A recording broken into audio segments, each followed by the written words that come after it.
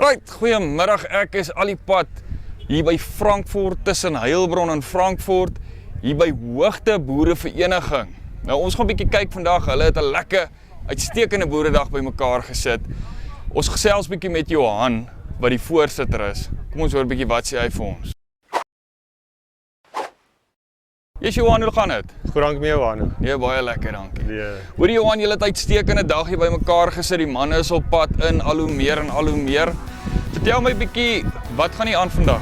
Yes, Anu, dankie man. Ja, ons is opgewonde oor ons jaarlikse proewedag.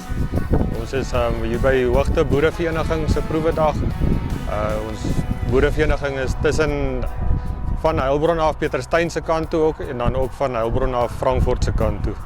So ja, hierdie proewedag reël ons. Ons probeer gewoonlik 'n mielieproef. Ons het 2 persele wat ons gebruik.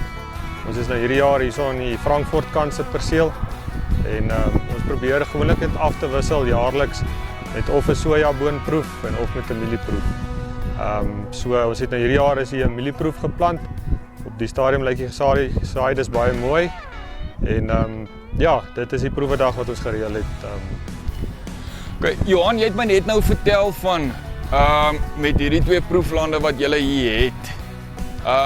Julle het een of ander fondsinsameling met dit. Verduidelik ons bietjie hoe werk dit? Nou ja, ons is bevoorreg genoeg dat die borge of die ouens wat betrokke is jaarliks vir ons kunsmis en saad en chemies borg. Ons kry dan die ouens van die boerevereniging.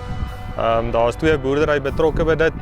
Hulle plan dan vir ons die proef en al daai fondse wat geïn word dan net so geskenk aan die boerevereniging.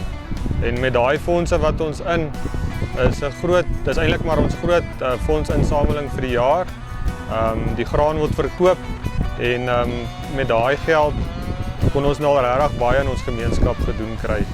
Ons het al padskrapers aangekoop vir ons paaie.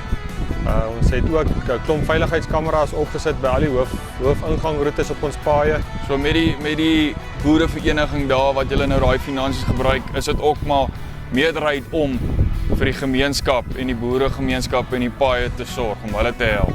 Ja, so die borge wat hier gegee word gaan vir 'n baie goeie doel. Okay. En ons het net gevoel die borge is altyd bereid om ons te help, laat ons hulle net op 'n manier bietjie moet dankie sê en hulle ook weer 'n bietjie moet blootstelling gee. En dis waar die proewedag weer opgestaan het. Lank terug was daar altyd een gewees, hy het so 'n bietjie uitgesterf en ons het gesê nee, kom ons kry die ouens weer, laat ons kan wys wie is ons borge en ons is trots om saam met hierdie ouens hier te wees en ook net om vir hulle dankie te sê vir al die borge wat hulle altyd bereid is vir ons om te gee, ja. Daar sê Johan, baie dankie.